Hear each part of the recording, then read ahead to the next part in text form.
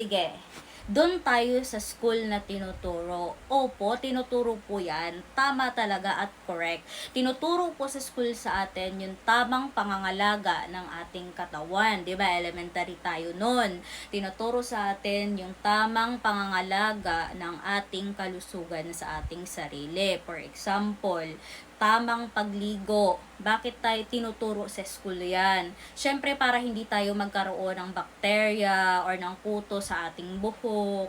Tinuturo yun sa school, di ba?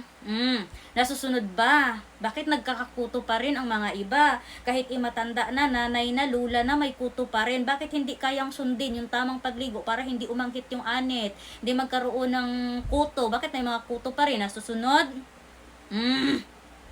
Pangalawa, tinuturo po sa atin, bago tayo pumunta, syempre sa kilikili natin, di ba te? Tamang pangangalaga te, syempre, connect na natin. Tinuturo din sa school, ante ko, yung tamang pangangalaga ng ating mga ngipin. Bakit may mga bata na talagang bungi-bungi ang mga ngipin? Hindi lang bata, normal lang sa bata magkabungi-bungi kasi mga baby teeth pa yan, mapapalitan pa ang mga ngipin. Ang question, bakit may mga 20 years old na walang mga ngipin? May mga uod-uod, may mga tartar ang mga ngipin. Nasusunod?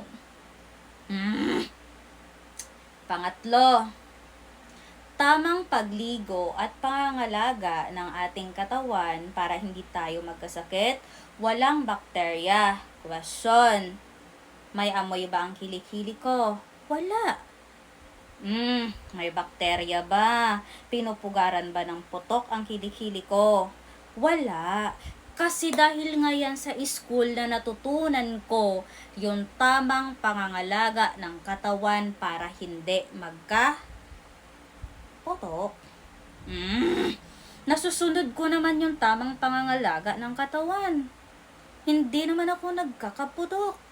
At wala po yan mga bakterya yung aking sarili. Yes, what the reason bakit kailangan natin tanggalin yung ating buhok sa kilikili? Ano yung rason? Siyempre pag tinuturo sa school, may rason kung bakit. May magiging outcome. Ano ba ang kailangan nating gawin? Bakit natin kailangan sundin? Yan. Pag-aahit sa buhok sa kilikili para hindi mapugaran ng anghit. Wala naman ako anghit. Dahil marunong ako maligo. Pangalawa, para hindi magkaputok. Yes, check. Nasusunod ko naman yung tinuturo sa school. 'Di ba? Ante ko, sinusunod ko naman. Yung pagligo ko na hindi ako magkaroon ng anghit eh. Alam mo, ante ko, yung problema kasi sa inyo dyan, ante ko, hindi kayo marunong mag-alaga sa sarili nyo. Mga mababaho kayo, maaanghit kayo. Yung anghit nyo, dinadamay nyo ako. Porket may anghit kayo, porket may putok kayo, sasabihin nyo sa akin, may putok na rin ako. Te, tamang pagligo tinuturo sa school. Yes, tinuturo. Makinig. Way back ng mga Chinese ante ko, mga talagang, alam mo yon, mga way back ng mga civilization, mga nung unang panahon pa ante ko, hindi pa kasi na-invento yung shaver, hindi pa na-invento yung clipper, hindi pa na-invento yung wax, which is yung tao enough na sa pagligo dahil walang anghit.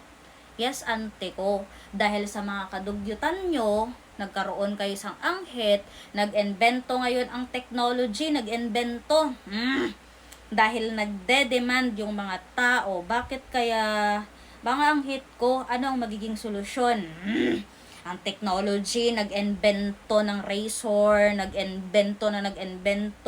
Eto te, para naman magiging boom na pag inahit natin yung ating buhok sa kilikili, malinis tingnan. Kahit anong ahit mo te sa kilikili mo, kung may anghit ka nga di puta ka, may anghit ka. Check? Tama!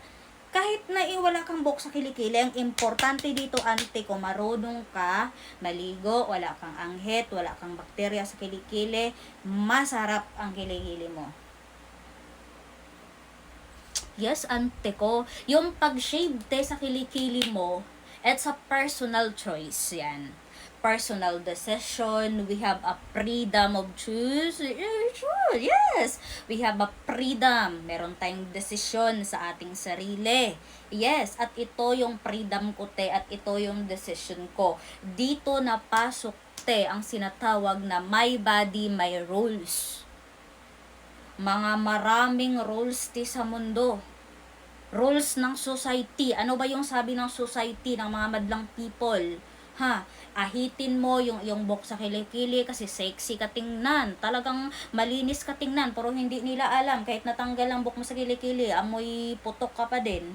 Yan, te. Ang importante kasi marunong tayo, te. Yes, marunong tayo. Ito lang tunti ang mga problema na yun, te. Ito yung mga nakikita kong problema dito. Kung ikaw meron kang buhok sa kilikili, te, tapos meron kang anghit, meron kang putok, please lang, mag-ahit ka na.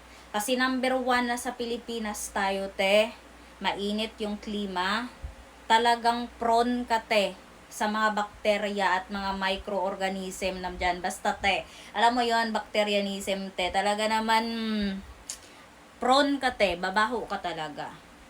Pero kung wala kang amoy sa kilikili, te, marunong kang mag-alaga sa sarili mo, pag umaga maligo ka, pagkahapon mag half bath ka, te, abay. Sarap talaga, te. Wala ka talagang amoy doon. 'Di ba, te? Te, ang problema kasi dito, te, balik tayo dun sa problema. Ang problema kasi dito, kung may putok ka, nagbibigay ka, te, ng hassle, nagbibigay ka ng sakit sa ulo sa kapwa mo kasi may putok ka nga. 'Di ba? For example, may putok ako, tapos may katabi ako, nababahuan siya sa akin. Nagbibigay ako ng stress sa kanya. Ayun yung problema. Yun, te. Kumbaga, te, kailangan, wala ka lang talaga amoy. Kasi nga meron tayong freedom, decision natin to para sa ating sarili, te. Kasi, alam mo yun, te, importante wala kang amoy, okay? Bye!